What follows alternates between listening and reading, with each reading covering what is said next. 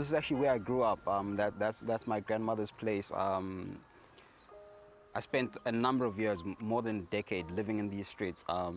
However, for me, it's not a lot of young people or a lot of black people who make it out of this township and do well for themselves. But at the same time, there are people such as your Sandile Zungus. He grew up in this township and right now he's running one of the most successful companies in South Africa. And it's one of the people that I used to say, you know what, if he can do it, why can't I? At just 23 years old, Sandile shares he has become one of South Africa's youngest millionaires, but he admits that he made some very risky decisions.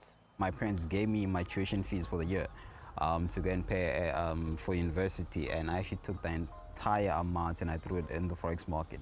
I actually started trading through Standard Bank online, where I was buying and selling stocks, but at that time I didn't really take it that seriously. After working on a few businesses, I realized that, you know what, if I really put my entire energy into this thing, I could actually make it big.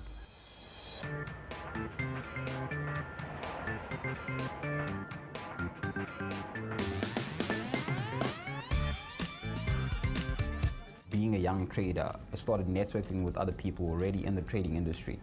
That's when I was introduced to what we call currency trading, which is the forex market. Then I moved over. When we started the business, it was very challenging and difficult. For us as young people, we never studied business management. We don't come from an economics background or those kind of things. For us, it was more about, you know what, get a company registered, just get it off the ground, open an office and just jump in the deep end. And of which when we got started, that's when we realized things are not as easy as they look. You can't just open a laptop and start trading. You got to understand what you're doing, and that's where my company comes in. That for us, it's about grooming people and making them understand that when is the right time to buy, when is the right time to sell, and how do you go about avoiding losing your capital. We want to empower everybody about forex. We want to make sure the masses know about trading. I might be holding on, and I end up having a repeat of what happens to the Zim dollar. I hold on, it loses more value. I hold on, it loses more value. Eventually what I'm holding on to has no value. As a company, we do what we call free beginners classes. So essentially anyone and everyone, irrespective of background or education, qualification, they can come through for a free beginners class, of which there is no fee for that. They don't even pay for the seats when they attend. And essentially, we pretty much give them all the basics they need about forex and what we do as a company. How did Aliko Dangote become the richest guy in Africa? I wanted to know, how did Tony Elumelu become one of the most respected billionaires in Nigeria?